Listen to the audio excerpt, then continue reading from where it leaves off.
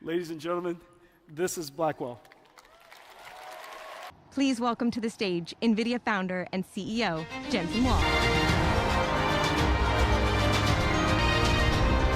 The last time I was here, I received a degree from NTU.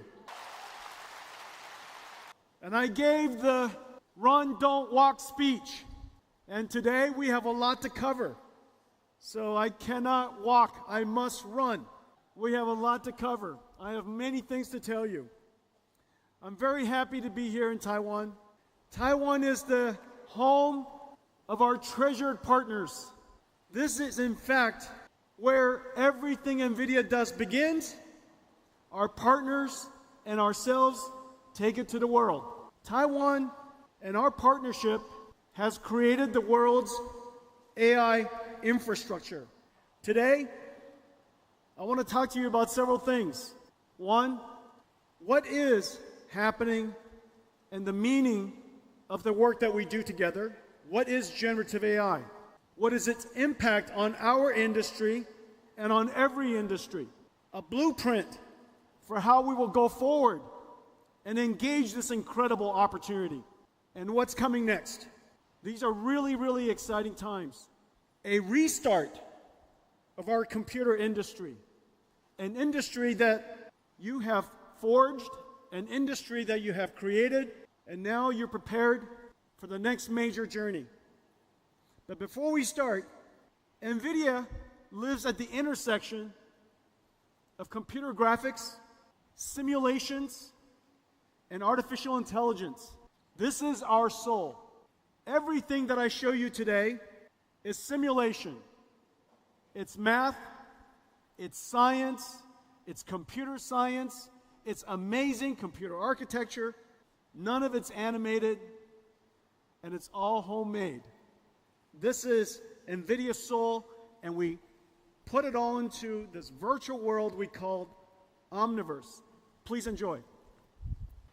I want to speak to you in Chinese, but I have so much to tell you, I have to think too hard to speak Chinese, so I have to speak to you in English.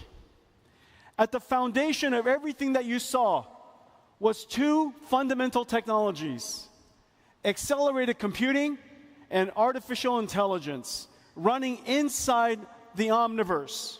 Those two technologies, those two fundamental forces of computing are going to reshape the computer industry.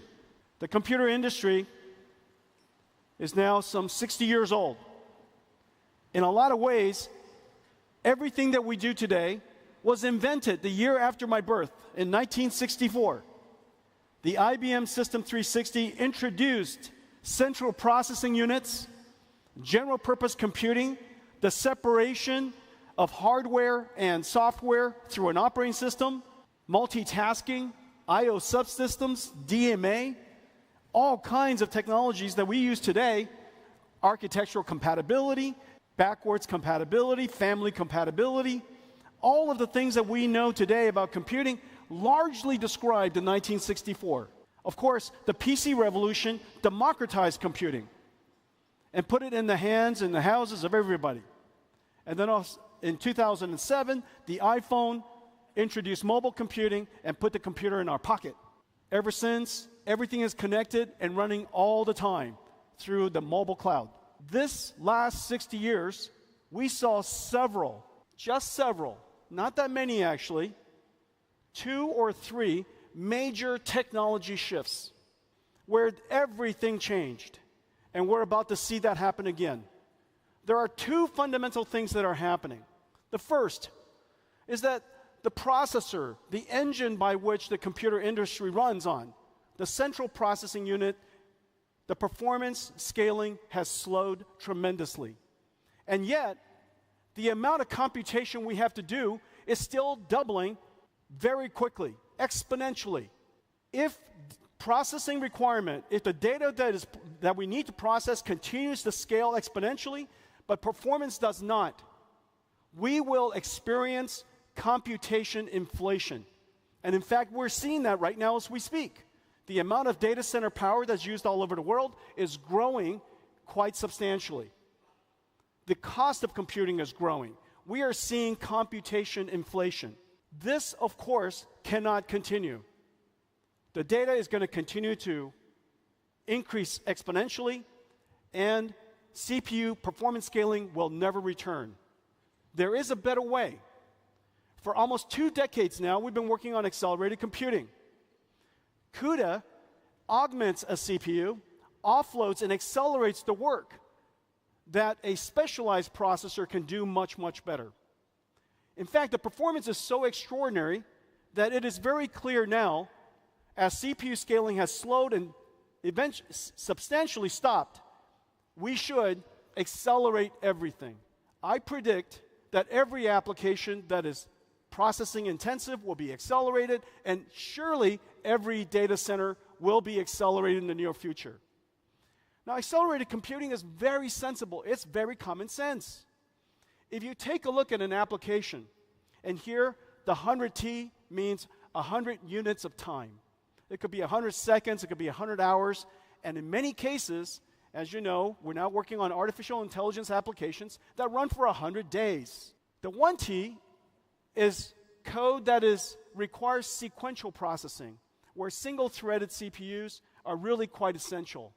Operating systems, control logic, really essential to have one instruction executed after another instruction. However, there are many algorithms, computer graphics is one, that you can operate completely in parallel. Computer graphics, image processing, physics simulations, combinatorial optimizations, graph processing, database processing, and of course, the very famous linear algebra of deep learning. There are many types of algorithms that are very conducive to acceleration through parallel processing. So we invented an architecture to do that. By adding the GPU to the CPU, the specialized processor can take something that takes a great deal of time and accelerate it down to something that is incredibly fast. And because the two processors can work side by side, they're both autonomous and they're both separate, independent that is, we could accelerate what used to take 100 units of time down to 1 unit of time. Well, the speed up is incredible. It almost sounds unbelievable. It almost sounds unbelievable. But today I'll demonstrate many examples for you. The benefit is quite extraordinary. 100 times speed up, but you only increase the power by about a factor of 3. And you increase the cost by only about 50%. We do this all the time in the PC industry. We add a GPU, a $500 GPU, GeForce GPU, to a $1,000 PC, and the performance increases tremendously. We do this in a data center. A $1 billion data center, we add $500 million worth of GPUs, and all of a sudden, it becomes an AI factory. This is happening all over the world today. Well, the savings are quite extraordinary. You're getting 60 times performance per dollar. 100 times speed up, you only increase your power by 3x.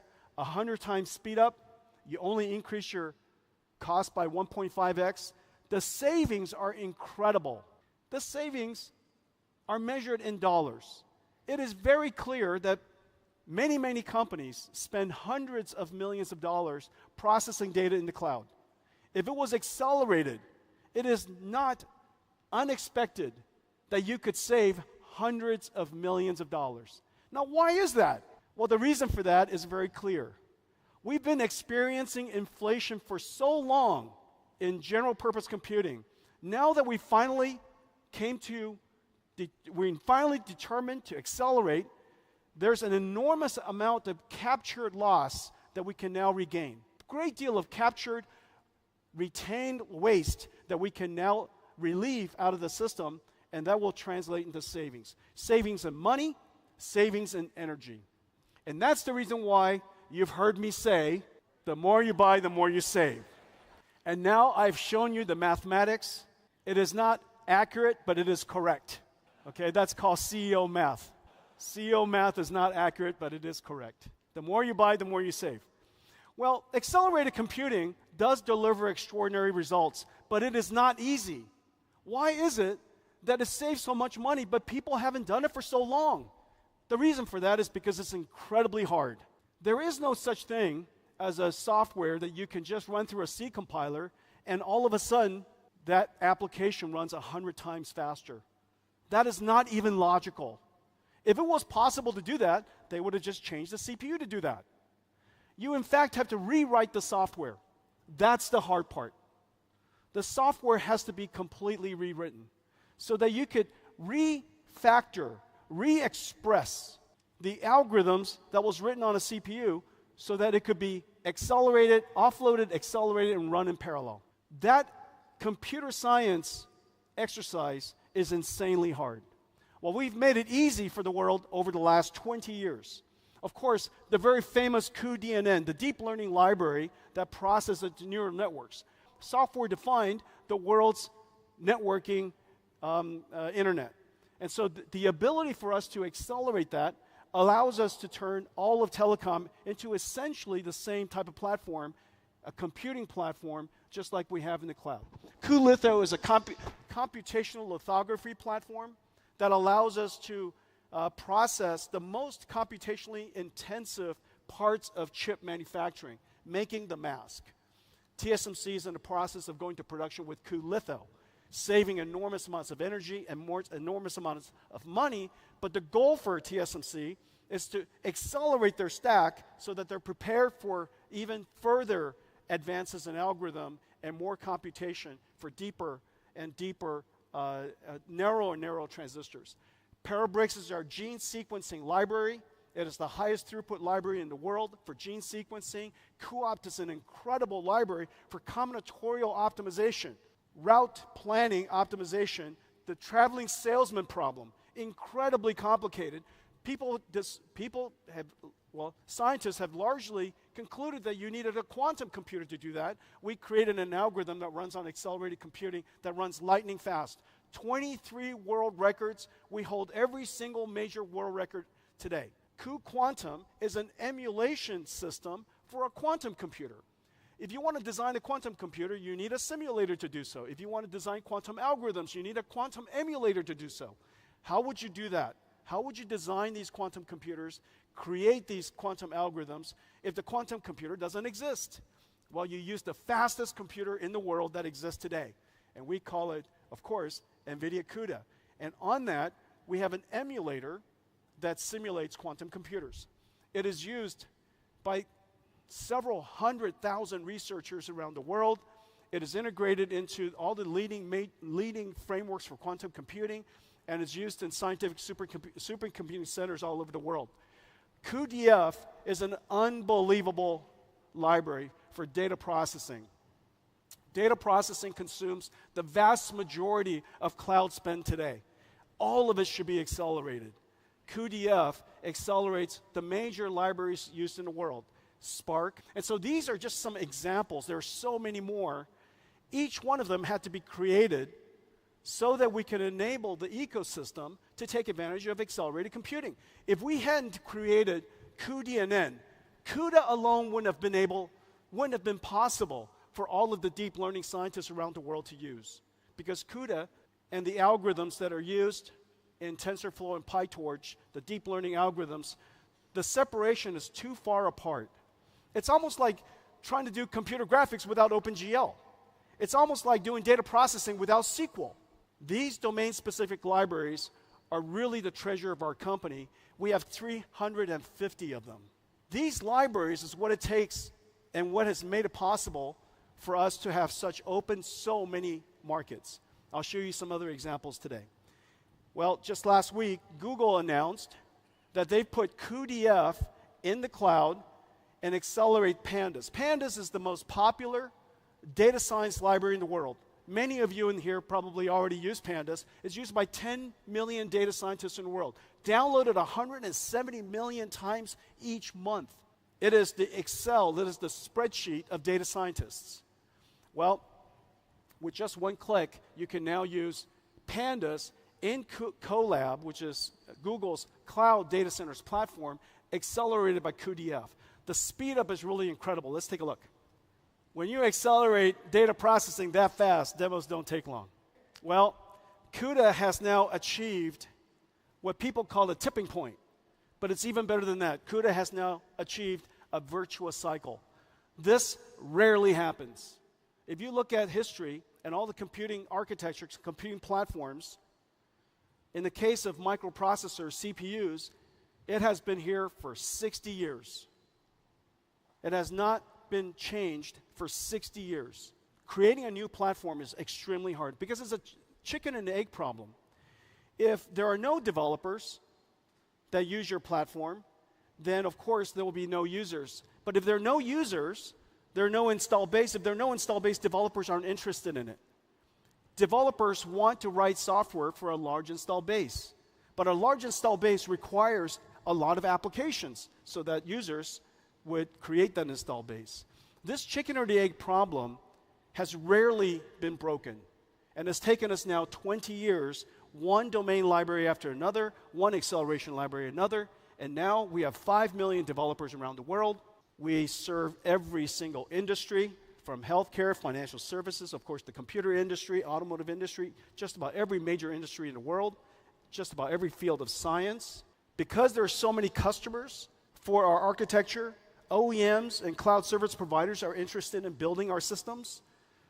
System makers, amazing system makers like the ones here in Taiwan are interested in building our systems, which then takes and offers more systems to the market, which of course creates greater opportunity for us, which allows us to increase our scale, R&D scale, which speeds up the application even more.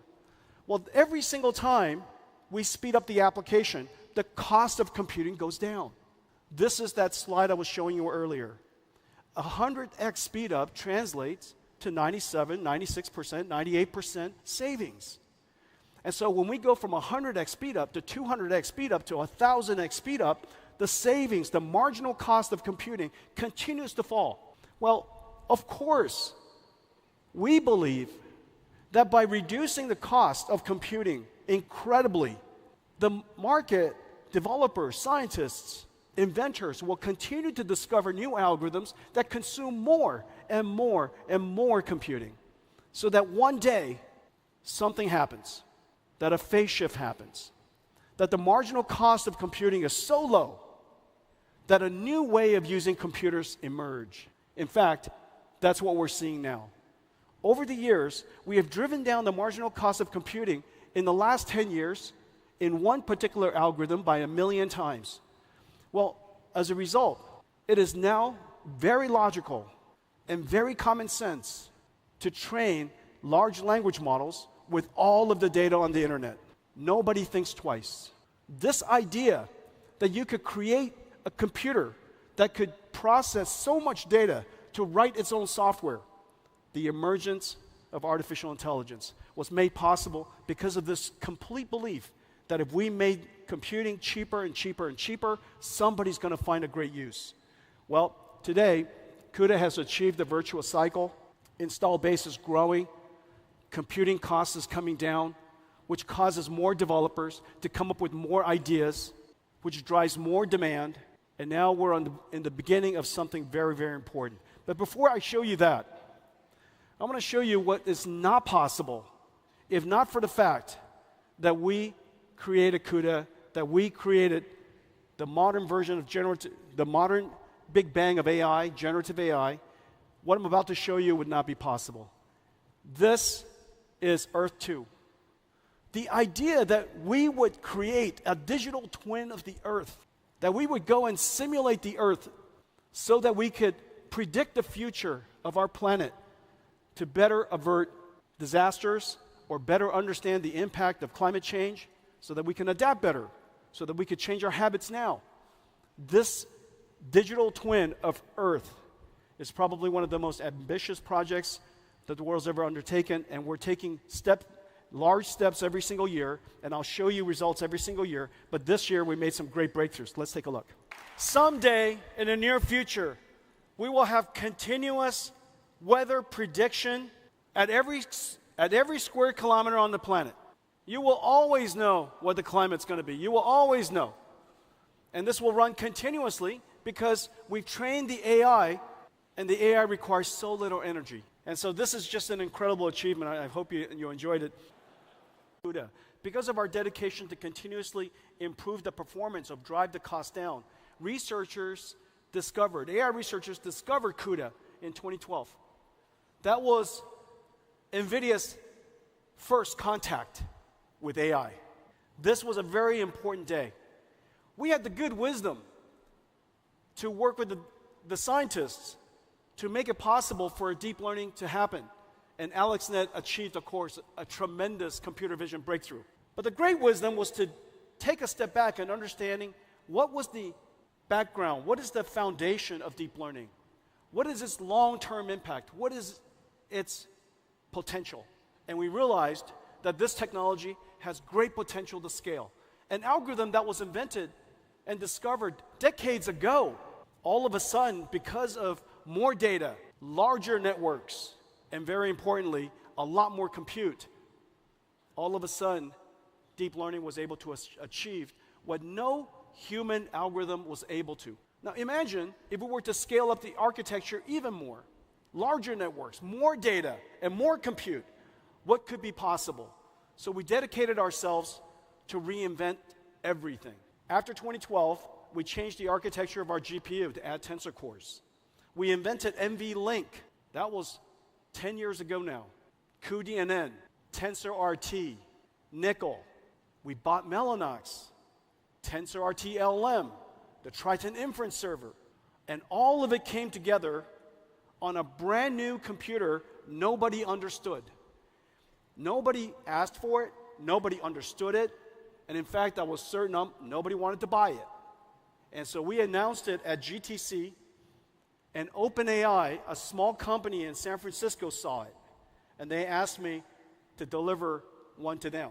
I delivered the first DGX, the world's first AI supercomputer, to OpenAI in 2016. Well, after that, we continued to scale. From one AI supercomputer, one AI appliance, we scaled it up to large supercomputers, even larger. By 2017, the world discovered transformers so that we could train enormous amounts of data and recognize and learn patterns that are sequential over large spans of time. It is now possible for us to train these large language models to understand and achieve a breakthrough in natural language understanding. And we kept going after that. We built even larger ones. And then in November 2022, trained on thousands, tens of thousands of NVIDIA GPUs in a very large AI supercomputer, OpenAI announced ChatGPT. 1 million users after 5 days, 100 million after 2 months, the fastest growing application in history. And the reason for that is very simple. It is just so easy to use, and it was so magical to use. To be able to interact with a computer like it's human, instead of being clear about what you want. It's like the computer understands your meaning. It understands your intention. The fundamental difference is this. Until ChatGPT revealed it to the world, AI was all about perception, natural language understanding, computer vision, speech recognition. It's all about perception and detection. This was the first time the world saw a generative AI. It produced tokens, one token at a time, and those tokens were words. Some of the tokens, of course, could now be images or charts or tables, songs, words, speech, videos. Those tokens could be anything. Anything that you can learn the meaning of. It could be tokens of chemicals, tokens of proteins, genes. You saw earlier in Earth 2, we were generating tokens of the weather. We can learn physics. If you can learn physics, you could teach an AI model physics. The AI model could learn the meaning of physics, and it can generate physics. We were scaling down to 1 kilometer, not by using filtering, it was generating. And so we can use this method to generate tokens for almost anything of value. We can generate steering wheel control for a car. We can generate articulation for a robotic arm. Everything that we can learn, we can now generate. We have now arrived not at the AI era, but a generative AI era. But what's really important is this. This computer that started out as a supercomputer has now evolved into a data center, and it produces one thing. It produces tokens. It's an AI factory. This AI factory is generating, creating, producing something of great value, a new commodity. In the late 1890s, Nikola Tesla invented an AC generator. We invented an AI generator. The AC generator generated electrons. Nvidia's AI generator generates tokens. Both of these things have large market opportunities. It's completely fungible in almost every industry. And that's why it's a new industrial revolution. We have now a new factory producing a new commodity for every industry that is of extraordinary value. And the methodology for doing this is quite scalable. And the methodology of doing this is quite repeatable. Notice how quickly so many different AI models, generative AI models, are being invented, literally daily. Every single industry is now piling on. For the very first time, the IT industry, which is $3 trillion, $3 trillion IT industry, is about to create something that can directly serve $100 trillion of industry. No longer just an instrument for information storage or data processing, but a factory for generating intelligence for every industry. This is going to be a manufacturing industry, not a manufacturing industry of computers, but using the computers in manufacturing. This has never happened before. Quite an extraordinary thing. What started with accelerated computing, led to AI, led to generative AI, and now an industrial revolution. Now, the impact to our industry is also quite significant. Of course, we could create a new commodity, a new product we call tokens for many industries, but the impact to ours is also quite profound. For the very first time, as I was saying earlier, in 60 years, every single layer of computing has been changed. From CPUs, general purpose computing, to accelerated GPU computing, where the computer needs instructions, now computers process LLMs, large language models, AI models. And whereas the computing model of the past is retrieval-based, almost every time you touch your phone, some pre-recorded text or pre-recorded image or pre-recorded video is retrieved for you and recomposed based on a recommender system to present it to you based on your habits. But in the future, your computer will generate as much as possible, retrieve only what's necessary. And the reason for that is because generated data requires less energy to go fetch information. Generated data also is more contextually relevant. It will encode knowledge, it will encode your understanding of you, and instead of get that information for me or get that file for me, you just say, ask me for an answer. And instead of a tool, instead of your computer being a tool that we use, the computer will now generate skills. It performs tasks. And instead of an industry that is producing software, which was a revolutionary idea in the early 90s, the idea that Microsoft created for packaging software revolutionized the PC industry. Without packaged software, what would we use the PC to do? It drove this industry. And now we have a new factory, a new computer. And what we will run on top of this is a new type of software. And we call it NIMS, NVIDIA Inference Microservices. Now, what happens is the NIM runs inside this factory. And this NIM is a pre-trained model. It's an AI. Well, this AI is, of course, quite complex in itself. But the computing stack that runs AIs are insanely complex. When you go and use ChatGPT, underneath their stack is a whole bunch of software. Underneath that prompt is a ton of software. And it's incredibly complex because the models are large, billions to trillions of parameters. It doesn't run on just one computer, it runs on multiple computers. It has to distribute the workload across multiple GPUs, tensor parallelism, pipeline parallelism, data parallelism, all kinds of parallelism, processing it as fast as possible, because if you are in a factory, if you run a factory, your throughput directly correlates to your revenues. Your throughput directly correlates to quality of service, and your throughput directly correlates to the number of people who can use your service. We are now in a world where data center throughput, utilization is vitally important. It was important in the past, but not vitally important. It was important in the past, but people don't measure it. Today, every parameter is measured. Start time, uptime, utilization, throughput, idle time, you name it, because it's a factory. When something is a factory, its operations directly correlate to the financial performance of the company. And so we realized that this is incredibly complex for most companies to do. So what we did was we created this AI in a box, and it containers an incredible amount of software. Inside this container is CUDA, cuDNN, TensorRT, Triton for inference services. It is cloud native so that you could auto scale in a Kubernetes environment. It has management services and hooks so that you can monitor your AIs. It has common APIs, standard APIs, so that you could literally chat with this box. You download this NIM and you can talk to it. So long as you have CUDA on your computer, which is now, of course, everywhere. It's in every cloud, available from every computer maker. It is available in hundreds of millions of PCs.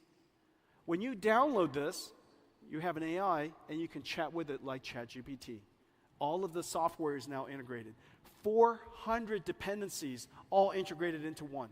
We tested this NIM, each one of these pre-trained models, against our entire install base that's in the cloud, all the different versions of Pascal and Amperes and NIMS. Incredible invention. This is one of my favorites. And of course, as you know, we now have the ability to create large language models and pre-trained models of all kinds. And we have all of these various versions, whether it's language-based or vision-based or imaging-based, or we have versions that are available for healthcare, digital biology. We have versions that are digital humans that I'll talk to you about. And the way you use this, just come to ai.nvidia.com. And today we just posted up in Hugging Face the Llama 3 NIM, fully optimized. It's available there for you to try.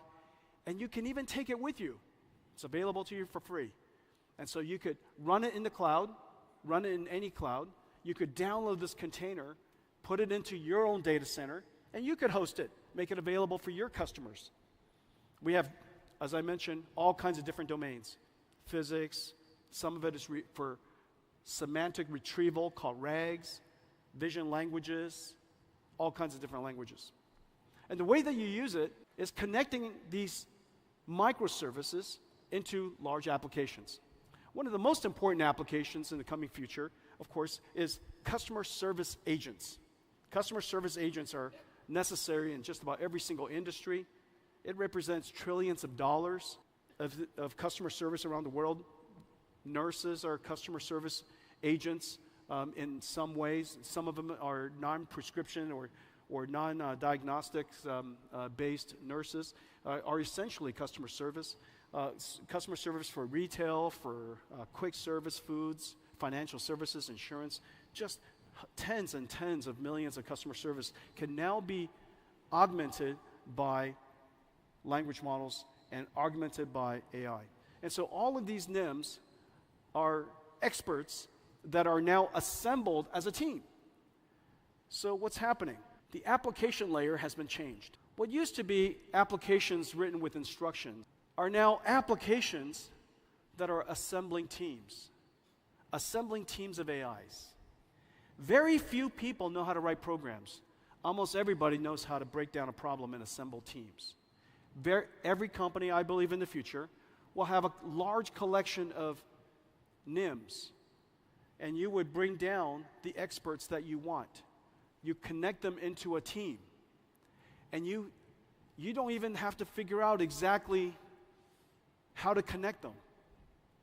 You just give the mission to an agent, to a NIM to figure out who to break the tasks down and who to give it to.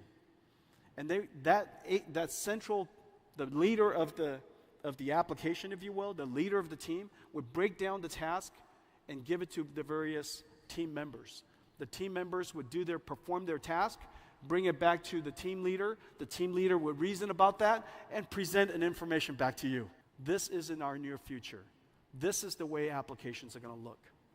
Now, of course, we could interact with these AI services with text prompts and speech prompts. However, there are many applications where we would like to interact with what is otherwise a human-like form. We call them digital humans. Okay, digital humans has the potential of being a great interactive agent with you. They make much more engaging. They could be much more empathetic. And of course, we have to cross this incredible chasm, this uncanny chasm of realism, so that the digital humans would appear much more natural. This is, of course, our vision. This is a vision of where we love to go, but let me show you where we are. ACE runs in the cloud, but it also runs on PCs. We had the good wisdom of including Tensor Core GPUs in all of RTX. So we've been shipping AI GPUs for some time, preparing ourselves for this day. The reason for that is very simple. We always knew that in order to create a new computing platform, you need an install base first. Eventually, the application will come. If you don't create the install base, how could the application come? And so if you build it, they might not come. But if you don't build it, they cannot come. And so we installed every single RTX GPU with Tensor Core processing. And now we have 100 million GeForce RTX AI PCs in the world. And we're shipping 200. And this Computex, we're featuring 4 new amazing laptops.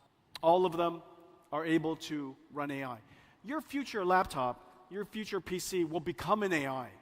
It'll be constantly helping you, assisting you in the background. PC will also run applications that are enhanced by AI. Of course, all your photo editing, and your writing, and your tools, all the things that you use will all be enhanced by AI. And your PC will also host applications with digital humans that are AIs. And so there are different ways that AIs will manifest themselves and become used in PCs, but PCs will become very important AI platform. And so where do we go from here? I spoke earlier about the scaling of our data centers, and every single time we scaled, we found a new phase change. When we scaled from DGX into large AI supercomputers, we enabled transformers to be able to train on enormously large data sets. Well, what happened was, in the beginning, the data was human supervised. It required human labeling to train AIs.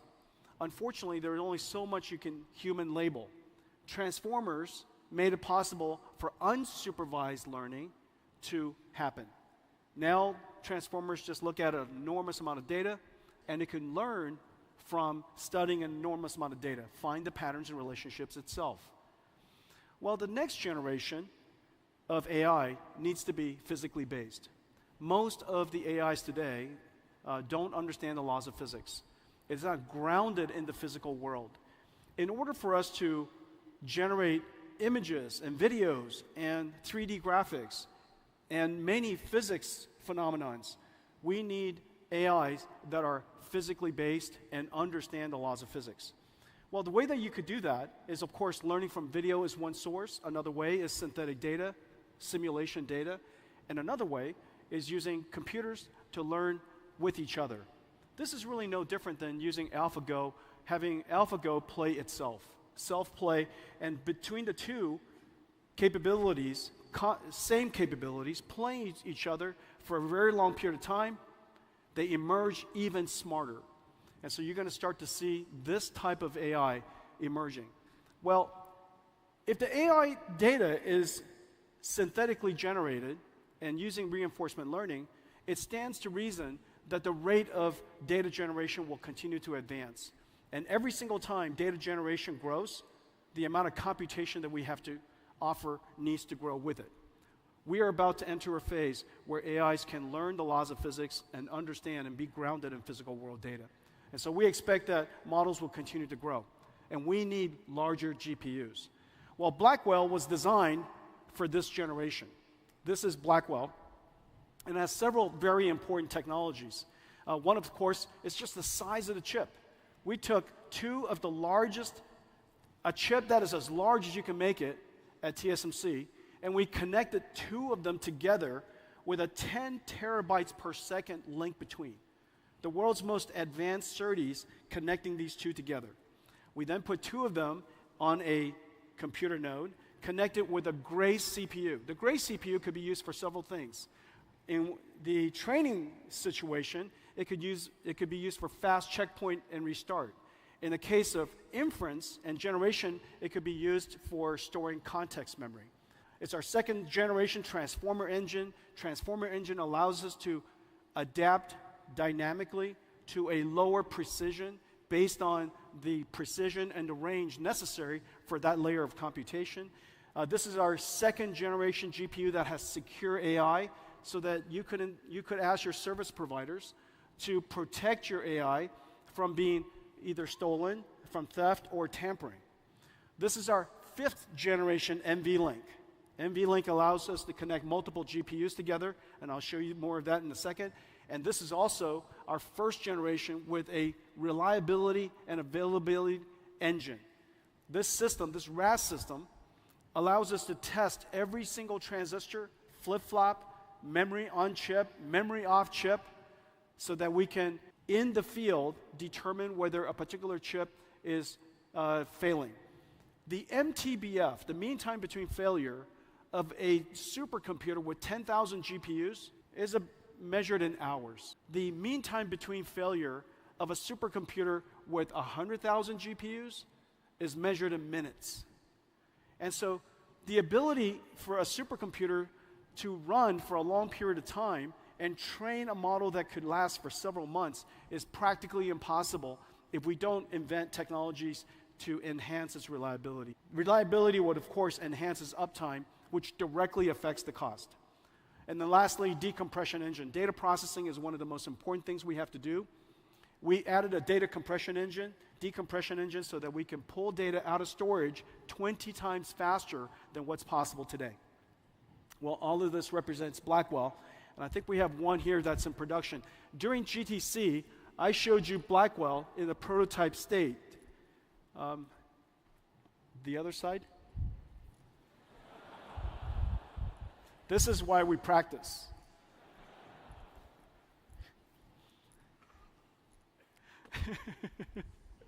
Ladies and gentlemen, this is Blackwell.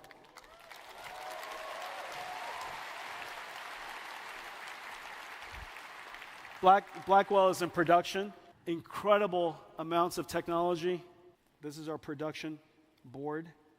This is the most complex, highest performance computer the world's ever made. This is the Grace CPU. You could see each one of these Blackwell dies, two of them connected together. You see that? It is the largest die, the largest chip the world makes.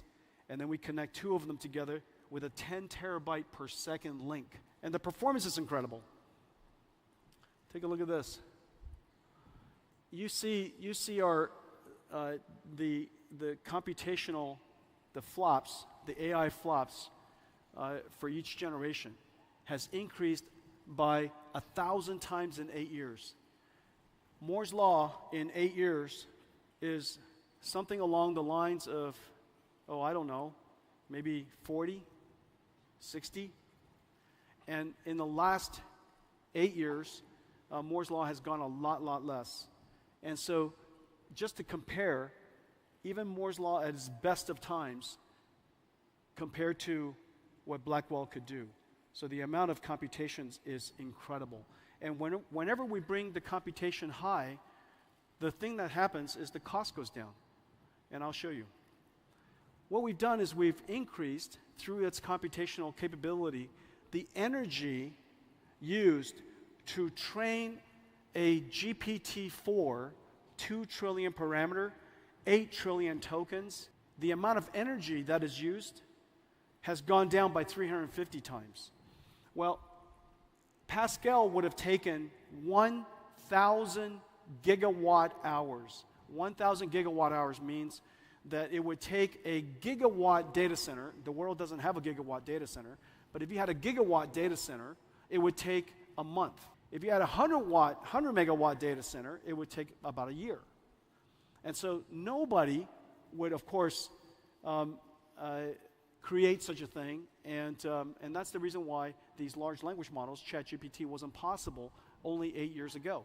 By us driving down increasing the performance, the energy efficient, while keeping and improving energy efficiency along the way, we have now taken, with Blackwell, what used to be 1,000 gigawatt hours to 3, an incredible advance. 3 gigawatt hours, if it's a 10,000 GPUs, for example, it would only take 10,000 GPUs, I guess it would take a few days. So the amount of advance in just 8 years is incredible.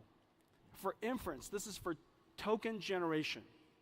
Our token generation performance has made it possible for us to drive the energy down by 45,000 times. 17,000 joules per token, that was Pascal. 17,000 joules is kind of like 2 light bulbs running for 2 days. It would take 2 light bulbs running for 2 days amounts of energy, 200 watts running for 2 days, to generate 1 token of GPT-4. It takes about 3 tokens to generate 1 word. And so the amount of energy used necessary for Pascal to generate GPT-4 and have a ChatGPT experience with you was practically impossible. But now we only use 0.4 joules per token, and we can generate tokens at incredible rates and very little energy. Okay, so Blackwell is just an enormous leap. Well, even so, it's not big enough. And so we have to build even larger machines. And so the way that we build it is called DGX. So this is our Blackwell chips, and it goes into DGX systems. That's why we should practice. So this is a DGX Blackwell. This is air-cooled, has 8 of these GPUs inside. Look at the size of the heat sinks on these GPUs. About 15 kilowatts, 15,000 watts, and completely air-cooled. This version supports x86, and it goes into the infrastructure that we've been shipping hoppers into. However, if you would like to have liquid cooling, we have a new system, and this new system is based on this board, and we call it MGX for modular. And this modular system, this is the MGX system, and here's the 2 Blackwell boards. So this one node has 4 Blackwell chips. These 4 Blackwell chips, this is liquid cooled, 9 of them, 72 of these GPUs are then connected together with a new nVlink. This is nVlink switch 5th generation. And the nVlink switch is a technology miracle. This is the most advanced switch the world's ever made. The data rate is insane. And these switches connect every single one of these Blackwells to each other, so that we have one giant 72 GPU Blackwell. Well, the benefit of this is that in one domain, one GPU domain, this now looks like one GPU. This one GPU has 72 versus the last generation of 8, so we increased it by 9 times. The amount of bandwidth we've increased by 18 times. The AI flops we've increased by 45 times, and yet the amount of power is only 10 times. This is 100 kilowatts, and that is 10 kilowatts. And that's for one. Now, of course, well, you could always connect more of these together, and I'll show you how to do that in a second. But what's the miracle is this chip, this nVlink chip. People are starting to awaken to the importance of this nVlink chip as it connects all these different GPUs together, because the large language models are so large, it doesn't fit on just one GPU, doesn't fit on just one node. It's going to take the entire rack of GPUs, like this new DGX that I was just standing next to hold a large language model that are tens of trillions of parameters large. NVLink switch in itself is a technology miracle. It's 50 billion transistors, 74 ports at 400 gigabits each, 4 links, cross-sectional bandwidth of 7.2 terabytes per second. But one of the important things is that it has mathematics inside the switch so that we can do reductions, which is really important in deep learning, right on the chip. And so this is what a DGX looks like now.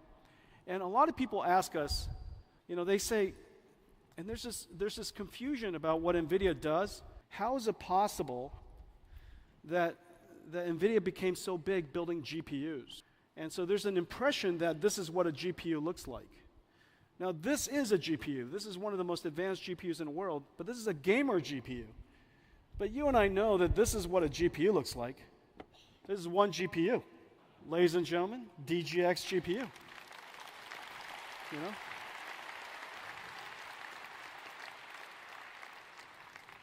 The back of this GPU is the nVlink spine. The nVlink spine is 5,000 wires, 2 miles, and it's right here. This is an nVlink spine, and it connects 72 GPUs to each other. This is an electrical, mechanical miracle. The transceivers makes it possible for us to drive the entire length in copper. And as a result, this switch, the NVLink switch, driving the NVLink spine in copper, makes it possible for us to save 20 kilowatts in one rack. 20 kilowatts could now be used for processing. Just an incredible achievement. So this is the NVLink spine. And even this is not big enough. Even this is not big enough for AI factories, so we have to connect it all together with very high-speed networking. Well, we have 2 types of networking. We have InfiniBand, which has been used in supercomputing and AI factories all over the world. And it is growing incredibly fast for us. However, not every data center can handle InfiniBand because they've already invested their ecosystem in Ethernet for too long. And it does take some specialty and some expertise to manage InfiniBand switches and InfiniBand networks. And so what we've done is we've brought the capabilities of InfiniBand to the Ethernet architecture, which is incredibly hard. And the reason for that is this. Ethernet was designed for high average throughput because every single node, every single computer is connected to a different person on the internet, and most of the communications is the data center with somebody on the other side of the internet. However, deep learning and AI factories, the GPUs are not communicating with people on the internet mostly, it's communicating with each other. They're communicating with each other because they're collecting partial products, and they have to reduce it and then redistribute it. Chunks of partial products, reduction, redistribution. That traffic is incredibly bursty. And it is not the average throughput that matters, it's the last arrival that matters. Because if you're collecting partial products from everybody, if I'm trying to take all of your, so it's not the average throughput, it's whoever gives me the answer last, okay? Ethernet has no provision for that. And so there are several things that we had to create. We created an end-to-end architecture so that the NIC and the switch can communicate. And we applied 4 different technologies to make this possible. Number 1, NVIDIA has the world's most advanced RDMA. And so now we have the ability to have a network-level RDMA for Ethernet that is incredibly great. Number 2, we have congestion control. The switch does telemetry at all times incredibly fast, and whenever the GPUs or the NICs are sending too much information, we can tell them to back off so that it doesn't create hotspots. Number 3, adaptive routing. Ethernet needs to transmit and receive in order. We see congestions, or we see ports that are not currently being used, Irrespective of the ordering, we will send it to the available ports, and Bluefield, on the other end, reorders it so that it comes back in order. That adaptive routing, incredibly powerful. And then lastly, noise isolation. There's more than one model being trained or something happening in the data center at all times, and their noise and their traffic could get into each other and causes jitter. And so when the noise of one model training causes the last arrival to end up too late, it really slows down the training. Well, overall, remember, you have built a $5 billion or $3 billion data center, and you're using this for training. If the network utilization was 40% lower, and as a result, the training time was 20% longer, $5 billion data center is effectively like a $6 billion data center. So the cost is incredible. The cost impact is quite high. Ethernet with Spectrum-X basically allows us to improve the performance so much that the network is basically free. And so this is really quite an achievement. We have a whole pipeline of Ethernet products behind us. This is Spectrum X800. It is 51.2 terabits per second and 256 radix. The next one coming is 512 radix, is 1 year from now, 512 radix, and that's called Spectrum X800 Ultra, and the one after that is X1600. But the important idea is this. X800 is designed for tens of thousands of GPUs. X800 Ultra is designed for hundreds of thousands of GPUs. And X1600 is designed for millions of. The days of millions of GPU data centers are coming. And the reason for that is very simple.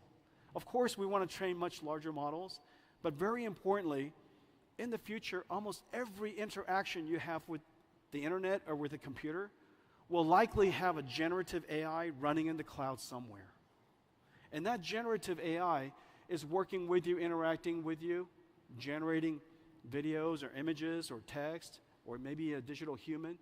And so you're interacting with your computer almost all the time, and there's always a generative AI connected to that. Some of it is on-prem, some of it is on your device, and a lot of it could be in the cloud. These generative AIs will also do a lot of reasoning capability. Instead of just one-shot answers, they might iterate on answers so that it improves the quality of the answer before they give it to you. And so the amount of generation we're going to do in the future is going to be extraordinary. Let's take a look at all of this put together. Now tonight, now you can't do that on a morning keynote. I think that style of keynote has never been done in Computex ever. Might be the last. Only Nvidia can pull off that. Blackwell, of course, is the first generation of Nvidia platforms that was launched at the beginning, right as the world knows the generative AI era is here.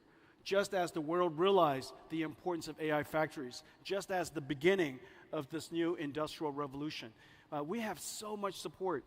Nearly every OEM, every computer maker, every CSP, every GPU cloud, sovereign clouds, even telecommunication companies, enterprises all over the world. The amount of success, the amount of adoption, the amount of enthusiasm for Blackwell is just really off the charts, and I want to thank everybody for that.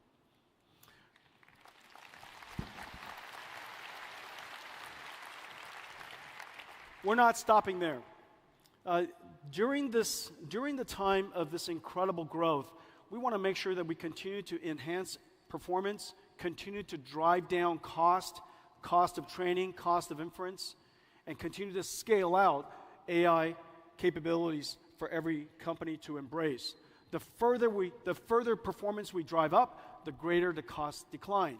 Hopper platform, of course, was the most successful data center processor probably in history. And this is just an incredible, incredible success story. However, Blackwell is here, and every single platform, as you'll notice, are several things. You've got the CPU, you have the GPU, you have NVLink, you have the NIC, and you have the switch. The NVLink switch connects all of the GPUs together as large of a domain as we can, and whatever we can't do, we connect it with very large and very high-speed switches. every single generation, as you'll see, is not just a GPU, but it's an entire platform.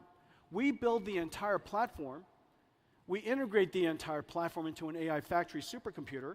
However, then we disaggregate it and offer it to the world. All of the different innovation are possible if we made the systems open and make it possible for you to innovate. And so we design it integrated, but we offer it to you disintegrated so that you could create modular systems. The Blackwell platform is here. Our company is on a 1-year rhythm. Our basic philosophy is very simple. One, build the entire data center scale, disaggregate it, and sell it to you in parts on a 1-year rhythm, and we push everything to technology limits. Whatever TSMC process technology, we'll push it to the absolute limits. Whatever packaging technology, push it to the absolute limits. Whatever memory technology, push it to absolute limits. SerDes technology, optics technology, everything is pushed to the limit. Well, and then after that, do everything in such a way so that all of our software runs on this entire install base. Software inertia is the single most important thing in computers. When a computer is backwards compatible and is architecturally compatible with all the software that has already been created, your ability to go to market is so much faster. And so the velocity is incredible when we can take advantage of the entire install base of software that has already been created. Well, Blackwell is here. Next year is Blackwell Ultra. Just as we had H100 and H200, you'll probably see some pretty exciting new generation from us for Blackwell Ultra. Again, pushed to the limits. And the next generation Spectrum switch, as I mentioned. We have code names in our company, and we try to keep them very secret. Oftentimes, most of the employees don't even know. But our next generation platform is called Rubin. The Rubin platform, I'm not going to spend much time on it. I know what's going to happen. You're going to take pictures of it, and you're going to go look at the fine prints, and feel free to do that. So we have the Rubin platform, and 1 year later, we have the Rubin Ultra platform. All of these chips that I'm showing you here are all in full development, 100% of them. And the rhythm is 1 year at the limits of technology, all 100% architecturally compatible. So this is basically what NVIDIA is building, and all of the richness of software on top of it. So in a lot of ways, the last 12 years, from that moment of ImageNet and us realizing that the future of computing was going to radically change to today, is really exactly as I was holding up earlier, GeForce pre-2012 and NVIDIA today. The company has really transformed tremendously, and I want to thank all of our partners here for supporting us every step along the way. This is the NVIDIA Blackwell platform. The next wave of AI is physical AI. AI that understands the laws of physics. AI that can work among us. And so they have to understand the world model so that they understand how to interpret the world, how to perceive the world. They have to, of course, have excellent cognitive capabilities so they can understand us, understand what we asked, and perform the tasks. In the future, robotics is a much more pervasive idea. Of course, when I say robotics, there's a humanoid robotics that's usually the representation of that. But that's not at all true. Everything is going to be robotic. All of the factories will be robotic. The factories will orchestrate robots, and those robots will be building products that are robotic.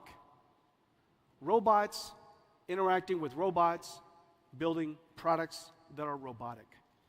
This isn't the future. This is happening now. There are several ways that we're going to serve the market. The first, we're going to create platforms for each type of robotic systems. One for robotic factories and warehouses. One for robots that manipulate things. One for robots that move. And one for robots that are humanoid. And so each one of these robotics platform is like almost everything else we do. A computer, acceleration libraries, and pre-trained models. And we test everything, we train everything, and integrate everything inside Omniverse, where Omniverse is, as the video was saying, where robots learn how to be robots. Now, of course, the ecosystem of robotic warehouses is really, really complex. It takes a lot of companies, a lot of tools, a lot of technology to build a modern warehouse. And warehouses are increasingly robotic. One of these days will be fully robotic.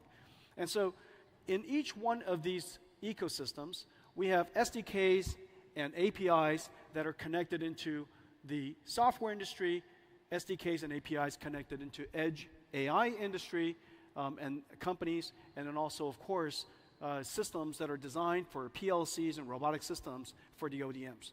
It's then integrated by integrators created for ultimately building warehouses for customers. Here we have an example of Kenmac building a robotic warehouse for Giant Group. Now let's talk about factories. Factories has a completely different ecosystem. And Foxconn is building some of the world's most advanced factories. Their ecosystem, again, edge computers and robotics, software for designing the factories, the workflows, programming the robots, and of course, PLC computers that orchestrate the digital factories and the AI factories. We have SDKs that are connected into each one of these ecosystems as well. This is happening all over Taiwan. Foxconn is building digital twins of their factories. Delta is building digital twins of their factories.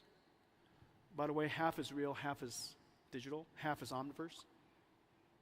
Pegatron is building digital twins of their robotic factories. Wistron is building digital twins of their robotic factories. And this is really cool. This is a video of Foxconn's new factory. Let's take a look. So a robotic factory is designed with 3 computers. Train the AI on NVIDIA AI. You have the robot running on the PLC systems for orchestrating the factories. And then you, of course, simulate everything inside Omniverse. Well, the robotic arm and the robotic AMRs are also the same way, 3 computer systems. The difference is the 2 Omniverses will come together. So they'll share one virtual space. When they share one virtual space, that robotic arm will become inside the robotic factory. And again, three computers, and we provide the computer, the acceleration layers, and pre-trained AI models. We've connected NVIDIA Manipulator and NVIDIA Omniverse with Siemens, the world's leading industrial automation software and systems company. This is really a fantastic partnership, and they're working on factories all over the world. Semantic Pick AI now integrates Isaac Manipulator, and Semantic Pick AI operates ABB, KUKA, Yaskawa, Fanuc, Universal Robotics, and Techman. And so Siemens is a fantastic integration. We have all kinds of other integrations. Let's take a look. This is not science fiction, and it's being used all over Taiwan. And it's just really, really exciting. And that's the factory, the robots inside, and of course, all the products are going to be robotics. So there are 2 very high-volume robotics products. One, of course, is the self-driving car, or cars that have a great deal of autonomous capability. NVIDIA, again, builds the entire stack. Next year, we're going to go to production with the Mercedes fleet, and after that, in 2026, the JLR fleet. We offer the full stack to the world. However, you're welcome to take whichever parts, whichever layer of our stack, just as the entire drive stack is open. The next high-volume robotics product that's going to be manufactured by robotic factories with robots inside will likely be humanoid robots. And this has great progress in recent years in both the cognitive capability because of foundation models and also the world understanding capability that we're in the process of developing. I'm really excited about this area because obviously the easiest robot to adapt into the world are humanoid robots because we built the world for us. We also have the most amount of data to train these robots than other types of robots because we have the same physique. And so the amount of training data we can provide through demonstration capabilities and video capabilities is going to be really great. And so we're going to see a lot of progress in this area. Well, I think we have some robots that we'd like to welcome. There we go, about my size. And we have some friends to join us. So the future of robotics is here, the next wave of AI. And of course, you know, Taiwan builds computers with keyboards. You build computers for your pocket.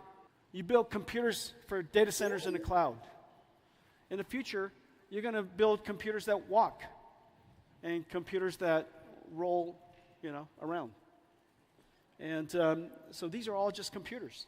And as it turns out, the technology is very similar to the technology of building all of the other computers that you already built today. So this is going to be a really extraordinary journey for us. Well, I've made one last video, if you don't mind, something that we really enjoyed making, and let's run it.